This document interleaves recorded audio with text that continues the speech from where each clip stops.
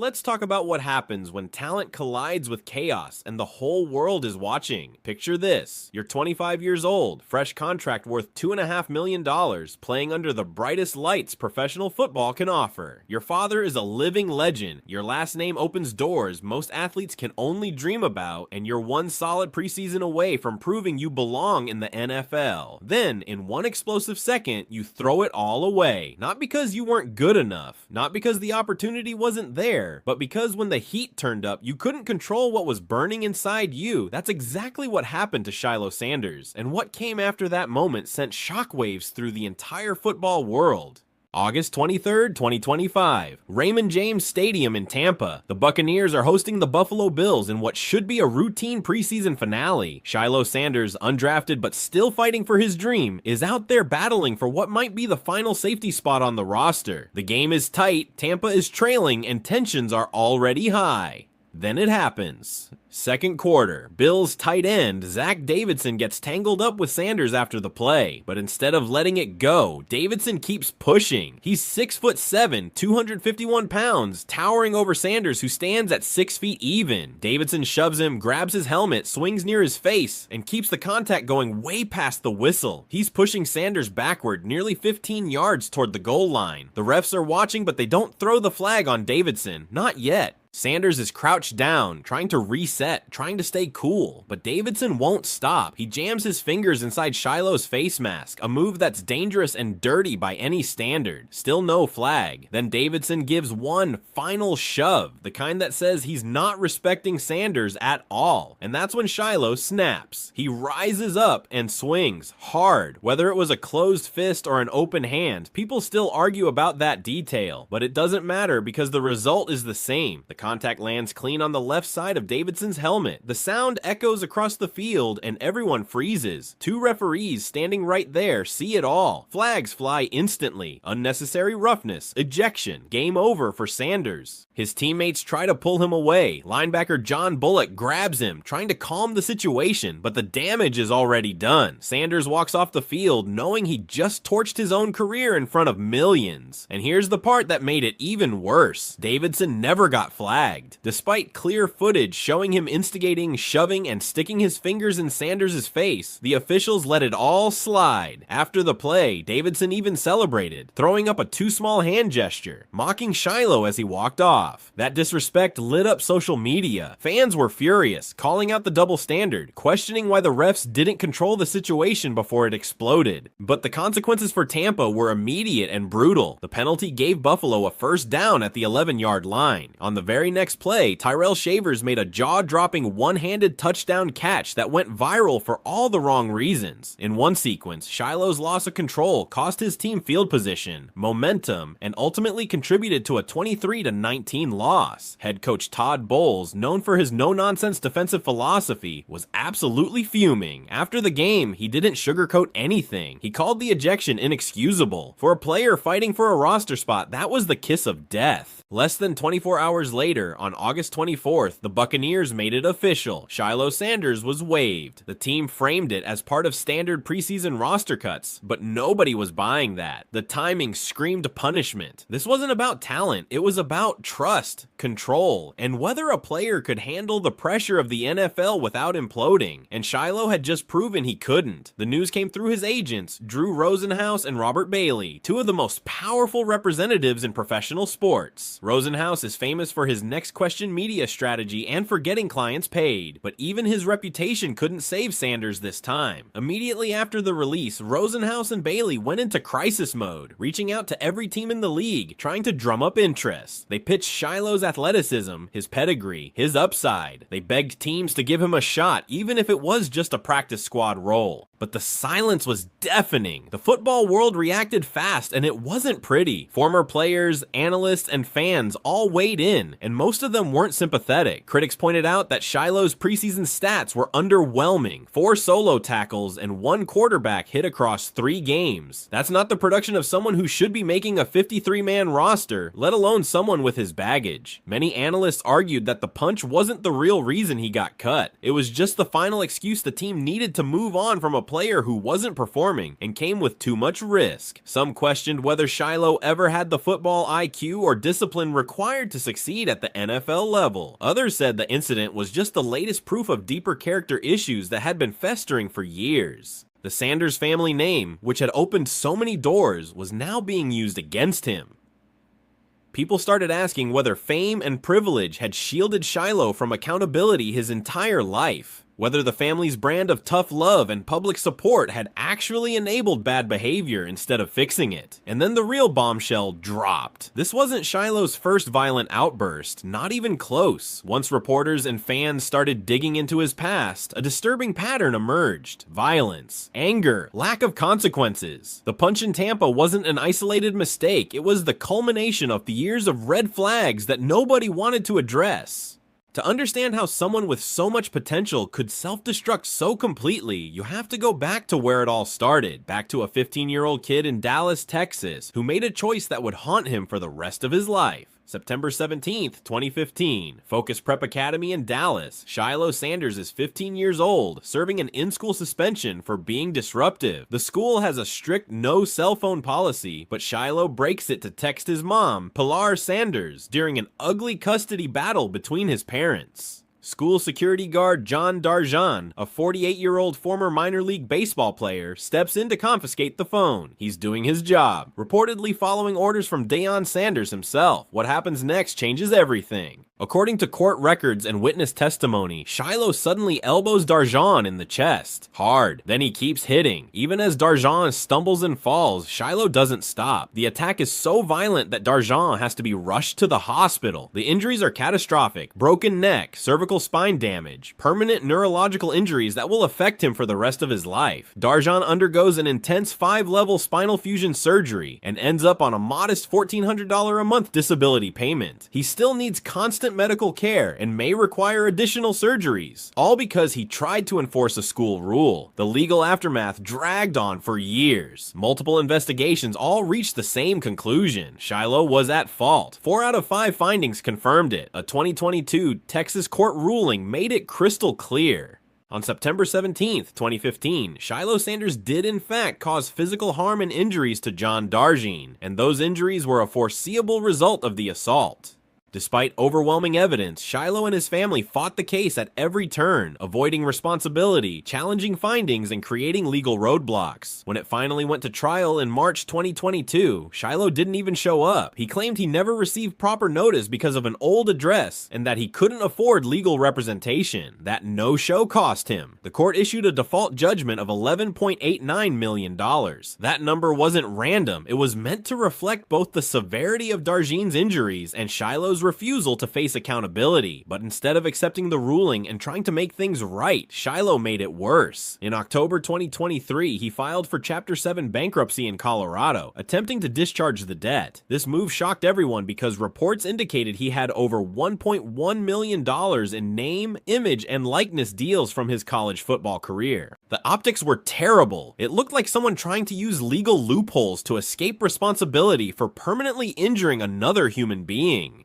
The bankruptcy filing revealed some eye-opening details. Shiloh initially claimed over $400,000 in assets, then revised it down to $320,000. That included a $75,000 Mercedes and another $75,000 in jewelry. Critics accused him of hiding money through LLCs and downplaying his actual income from NIL deals. John Darjan's attorney fought back hard, arguing that the debt stemmed from a willful and malicious assault, which under bankruptcy law cannot be discharged. Court documents also showed that Shiloh was still spending money freely despite claiming financial hardship. The whole situation painted a picture of someone who refused to accept consequences, no matter how serious the harm he caused. But the violence in 2015 wasn't some isolated teenage mistake. His college career was littered with red flags too. While playing at the University of Colorado, Shiloh developed a reputation for late hits, unnecessary roughness, and on-field trash talk that crossed lines. Teammates described him as overly emotional, someone who played with his heart on his sleeve, but sometimes let that passion turn into recklessness. Coaches constantly had to rein him in. One of the most infamous incidents happened on October 12th, 2024 against Kansas State. Shiloh was returning from a broken forearm injury, and the game was a disaster. He missed key tackles, blew coverage assignments, and looked completely out of sync. Even his father, Coach Deion Sanders, called his performance horrible afterward, admitting his son looked rusty and unprepared. But critics said the real problem wasn't rust, it was control. Shiloh's frustration was visible in his body language, his over-aggressive hits, his constant jawing with opponents. Late in that Kansas State game, he delivered another brutal late hit on running back DJ Giddens that fans online called potentially career-ending. It was reckless, dangerous, and exactly what scouts had been worried about. The hit went viral for all the wrong reasons, reinforcing the narrative that Shiloh couldn't be trusted to play within the rules when emotions ran high. And it wasn't just physical violence. Shiloh had also gained a reputation for verbal confrontations that went beyond normal competitive trash talk. Before the 2023 Oregon game, cameras caught him screaming at opposing players and coaches, shouting threats that included explicit profanity. The clip went viral and shocked people who already knew about his history of real-life violence.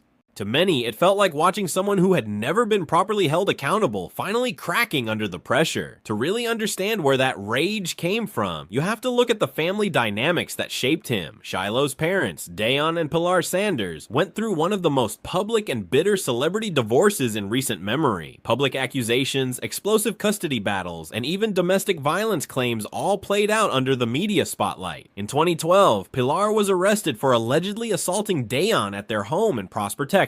An incident that 12-year-old Shiloh witnessed firsthand. Court filings from the divorce painted a picture of a household in constant turmoil, with both parents accusing each other of being unfit. For a young Shiloh surrounded by shouting, legal battles, and instability, violence became normalized. It wasn't just something that happened, it was woven into the fabric of his daily life. And then there's Deion's role in all of this. After the 2015 assault on John Darjan, Deion initially expressed sympathy for the victim, but over time, his narrative shifted dramatically. He started calling Darjan a grifter, releasing edited footage to TMZ designed to make it look like Shiloh was the real victim. That kind of protection, many argue, taught Shiloh that consequences could always be avoided, that the family name could shield him from accountability, and that spinning the story mattered more than facing the truth. Even years later, the fallout from that assault lingered. John Darjan, still dealing with life-altering injuries, told reporters he actually hoped Shiloh would succeed in the NFL, not out of forgiveness, but because a professional career would mean Shiloh could finally pay the $11.89 million judgment. The irony was heartbreaking. The man Shiloh hurt most was rooting for his success, while Shiloh kept sabotaging his own future.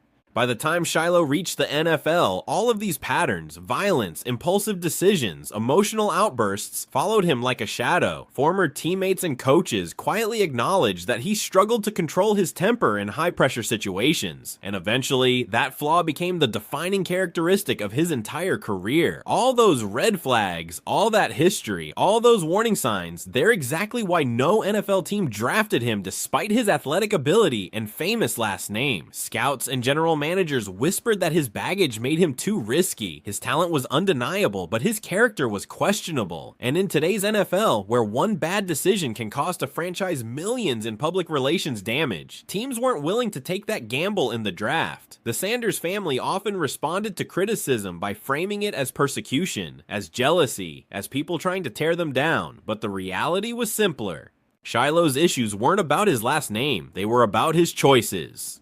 To fully understand how the Tampa Bay Punch became the final chapter, you have to go back to the beginning. Born February 9th, 2000, Shiloh Sanders entered the world with every advantage imaginable. His father, Deion Primetime Sanders, was one of the most electrifying athletes in history, two-time Super Bowl champion, 8-time Pro Bowler, and one of only 2 people ever to play in both a Super Bowl and a World Series. His mother, Pilar Sanders, was a successful model and actress. The family lived in Dallas, surrounded by wealth, fame, and opportunity. In the Sanders household, athletic success wasn't just encouraged, it was expected. It was the currency of love and pride. Deion often posted family videos online, ranking his kids' gifts, celebrating their highlights, and reinforcing the message that winning mattered most.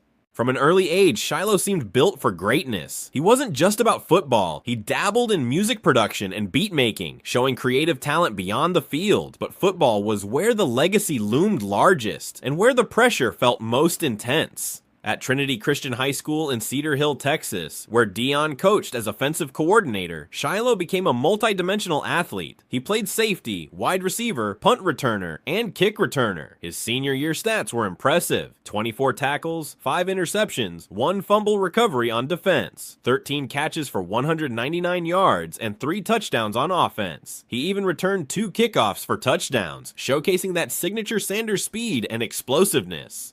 As a 3-star recruit, Shiloh had his pick of schools. Offers came from Florida State, Georgia, and 14 other programs, but he shocked everyone by choosing the University of South Carolina, stepping out from under his father's shadow for the first time. Playing under head coach Will Muschamp, his freshman year in 2019 showed flashes of that trademark Sanders confidence: fiery, talented, and hungry to prove himself. But even then, behind the potential, the same old habits were brewing. Pride, emotion, and pressure were already starting to collide in dangerous ways.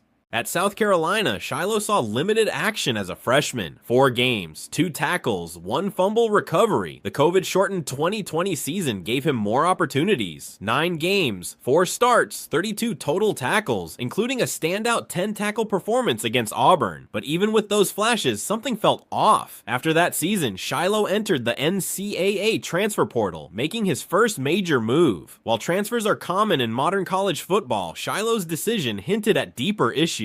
Restlessness, frustration, maybe a struggle with being coached or held accountable. He landed at Jackson State University, where his father had just taken over as head coach. On paper, it looked perfect: family, mentorship, a fresh start. But behind the scenes, whispers of nepotism began. Fans and analysts questioned whether Shiloh was earning his spot or just being protected by his last name. In 2021, Shiloh delivered his best statistical season: 13 games, 8 starts, 39 tackles, 1.5 for loss, 7 pass deflections, 2 forced fumbles, and 4 interceptions. That production earned him second-team All-SWAC honors and proved he could play when locked in. But skeptics weren't convinced. The FCS level wasn't the SEC, and critics argued his numbers were inflated by facing weaker competition. Others pointed out that playing for his father might have blurred the line between discipline and favoritism. In 2022, disaster struck. A brutal ACL injury limited him to just 7 games with 20 tackles and 1 interception. The recovery was long and painful, not just physically, but mentally. After that injury, the confidence that once fueled Shiloh's swagger started to crack, and from that point forward, his career never truly recovered. After rehabbing from the ACL tear, Shiloh hit the transfer portal again. The move sparked even more criticism. People said he wasn't facing challenges, he was running from them. His final stop was the University of Colorado, where his father had just been hired as head coach and his brother Shadir was the star quarterback. It was the ultimate family reunion, but also the ultimate test. Could Shiloh prove himself on the national stage, or would the bright lights expose his flaws once and for all? The 2023 season started strong. In his debut against number 17 TCU, Shiloh racked up 10 tackles in a shocking upset win that put Colorado on the map. Then came his breakout game against Colorado State. He returned an interception 80 yards for a touchdown and forced a fumble. Those explosive plays had fans saying he's got prime DNA. Over 11 starts that year, he finished with 70 tackles, an interception, 3 pass deflections, a fumble recovery, and 4 forced fumbles. It was easily his best stretch of college football. But the high didn't last. The 2024 season told a different story. His numbers dipped: 55 tackles, 2 for loss, 1 sack, 1 deflection, 1 fumble recovery returned for a touchdown, and 1 forced fumble. Solid on paper, but nowhere near the impact of the previous year. Even worse, the same attitude problems that had haunted him since high school started creeping back. Teammates noticed frustration boiling over. Coaches had to manage his emotions more carefully. And then came that October 12th game against Kansas State. The night everything unraveled, Shiloh looked completely lost. Star running back DJ Giddens torched him for 182 rushing yards, breaking tackles and leaving Shiloh spinning on highlight reels. One viral clip showed Giddens faking him out so badly that fans joked his ankles were still on the field. That play became the symbol of everything wrong with Shiloh's game. All talent, all potential, but undone by ego, inconsistency, and frustration. When draft season arrived in 2025, the results were devastating. Despite his famous name and athletic pedigree, no team selected him. NFL scouts saw too many red flags. Inconsistent tackling, poor discipline, a troubling history. The snub hurt. Shiloh even fired his father as his agent and hired Drew Rosenhaus to clean up his image and salvage his career. Eventually, Tampa Bay took a chance, signing him to that 3-year, $2.5 million deal. Big money for an undrafted player. The Buccaneers were testing whether they could fix what everyone else had given up on. Head coach Todd Bowles, known for his disciplined defense-first philosophy, believed maybe he could mold Shiloh into something special, but it didn't take long for reality to set in. Across 3 preseason games, Shiloh managed just 4 solo tackles and 1 quarterback hit. He was fighting for a roster spot against hungry players like Caven Merriweather and Rashad Wisdom, and the gap in consistency was obvious. He wasn't outplaying anyone. He wasn't proving the doubters wrong. He was just surviving. And then came that punch, that one moment of lost control that ended everything. After the release, Deion stood by his son publicly, calling for faith and patience. But privately, people couldn't ignore how the family continued to dodge accountability. Every time something went wrong, there was an excuse, a spin, a narrative shift. The pattern was exhausting. In the end, Shiloh Sanders' story became bigger than football. It became a case study in modern sports culture. It showed how nepotism, entitlement, and lack of discipline can ruin even the most gifted athletes. In a league that now values character as much as talent, Shiloh's record of violence, denial, and poor choices made him untouchable. The painful truth is this: the son of primetime proved that not even the biggest name in sports can save you from yourself. Talent opens doors, but character keeps them open, and when you spend your whole life running from accountability, eventually there's nowhere left to run.